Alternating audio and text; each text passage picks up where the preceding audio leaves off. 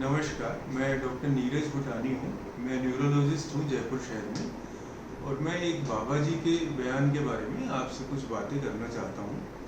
तो एक बाबा जी ने बयान दिया है जिसमें उन्होंने कहा है कि जो एलोपैथी है ये बड़ी स्टूपिड और दिवालिया साइंस है।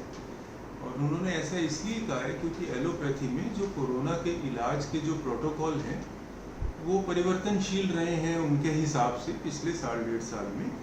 और उन्होंने कह दिया कि ये दिवालिया साइंस है और स्टूपिड साइंस है।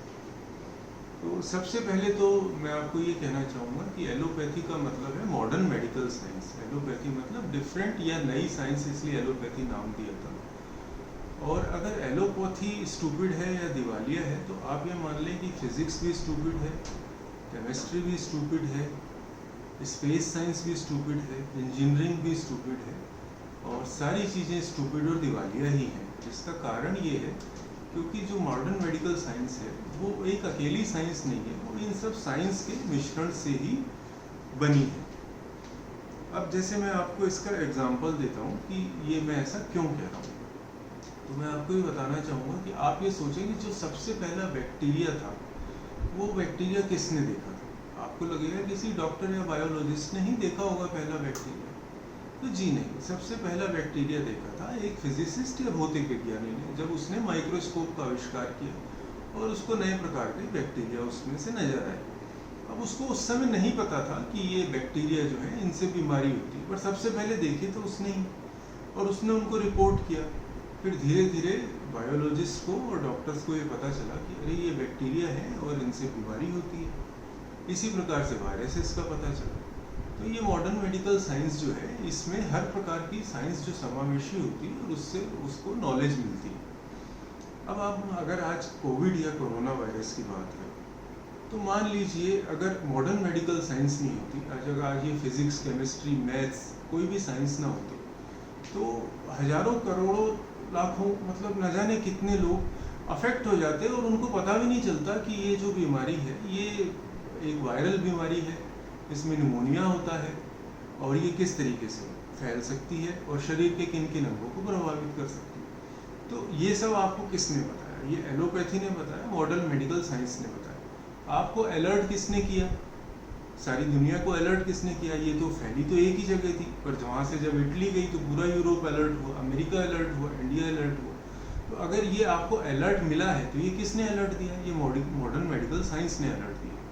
और इस वजह से ही बहुत सारी जानें, लाखों करोड़ों जानें बची हैं इस बीमारी से। अब ये जो इनको तकलीफ है कि ये जो प्रोटोकॉल्स हैं इलाज के ये क्यों चेंज होते हैं, तो किसी भी जिंदा साइंस की ये निशानी होती है कि उस साइंस में हमेशा डिस्कशंस चलते रहते हैं और नई नई नॉलेज को हम इनकॉर्पोरेट करते रहते हैं और अपनी कोई ईगो नहीं रखते कि हमने पहले कोई चीज़ सोची थी कि ठीक रहेगी, हमें साल भर बाद पता चला या 6 महीने बाद पता चला वो चीज़ इतनी ठीक नहीं, तो हम उसको डिस्कार्ड कर देते हैं और नए प्रोटोकॉल फॉलो करते हैं। ये एक जिंदा साइंस की निशानी है। अगर किसी साइंस में ये निशानी नहीं है तो वो साइंस ही नहीं है। तो ये एक्चुअली फेवर में है एलोपैथी की कि प्रोटोकॉल्स में परिवर्तन आ रहा है। हालांकि ये बड़ा चढ़ा के बताया जा रहा है। आज भी कोरोना के ट्रीटमेंट के 90% प्रोटोकॉल सेम ही हैं और कुछ प्रोटोकॉल तो चेंज होंगे ही।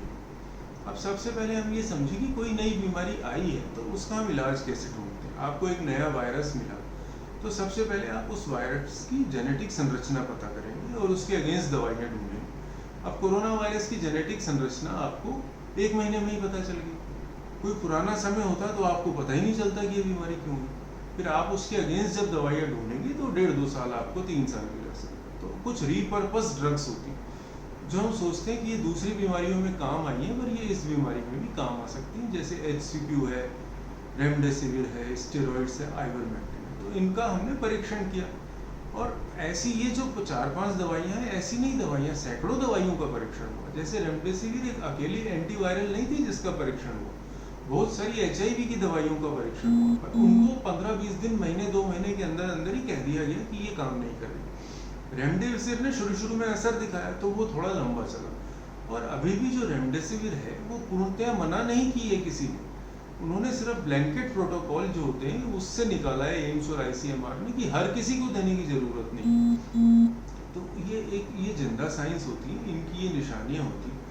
अब ये लोग नहीं समझते हैं और कुछ लोग उस चीज़ों का फ़ायदा उठाते हैं कि ये इलाज बदल रहे हैं, तो इनकी साइंस फ्रॉड है या दिवालिया। ऐसा नहीं है। ऑक्सीजन हम शुरू से दे रहे हैं, हमेशा से दे रहे हैं, और सारी केयर हमेशा से कर रहे हैं। पल्स ऑक्सीमीटर शुरू से प्रयोग हो रहा है, टेम्परेचर शुरू से प्रयोग हो रहा है, हर चीज़ों के प्रोटोकॉल शुरू से अभी भी 90% सेम है। पर जो चीज़ चेंज होती है उसको ये क्वेश्चन करते हैं, और ये एलोपैथी को क्वेश्चन नहीं कर रहे हैं, ये पूरी साइंस को क्वेश्चन कर रहे हैं। अगर एलोपैथी फ्रॉड है तो आदमी जो चांद पे गया था उसका जाना भी फ्रॉड था, और जिस मोबाइल में आप ये मैसेज देख रहे हो वो मोबाइल भी फ्रॉड है, क्योंकि ये सब साइंस वहीं से शुरू हुई है और ये सब एक दूसरे से जुड़ी हुई है। आज आप बड़े बड़े सीटी स्कैन MRI कराते हैं तो इनका आविष्कार डॉक्टर्स ने नहीं किया, ये इंजीनियर्स ने बनाया है, फिजिक्स और केमिस्ट्री और इन सब की नॉलेज से बने हैं। तो ये सब कॉम्प्रिहेंसिव साइंस है। तो एलोपैथी का मजाक उड़ाना एक पूरे साइंटिफिक टेम्पर का मजाक उड़ाना है, जो किसी भी प्रकार से स्वीकार्य नहीं होना चाहिए। दूसरी, जहाँ तक बात आयुर्वेद की आती है, तो अब जो बाबा जी हैं वो अपने आप को आयुर्वेद का गुरु मान लें, पर एक्चुअली आयुर्वेद के कोर्सेज होते हैं। पहले आपको 12th पास करना पड़ता है, फिर गवर्नमेंट के कॉलेजेस होते हैं, वो आपको 4 साल पढ़ाते हैं, वहाँ प्रोफेसर्स होते हैं जो आपको आयुर्वेद पढ़ाते हैं, और उसके बाद और सीनियर लोग होते हैं, आप उसमें MD भी कर सकते हो जैसे नॉर्मल किसी भी ब्रांच में करते हो। तो जो लोग आयुर्वेद का नाम लेकर इस तरह के बयान दे रहे हैं, एक्चुअली सबसे पहले आयुर्वेद वाले लोगों को इनका विरोध करना चाहिए, एलोपैथो वाली से भी पहले, क्योंकि इन्होंने आयुर्वेद को बहुत बुरी तरीके से बदनाम कर दिया है। धन्यवाद।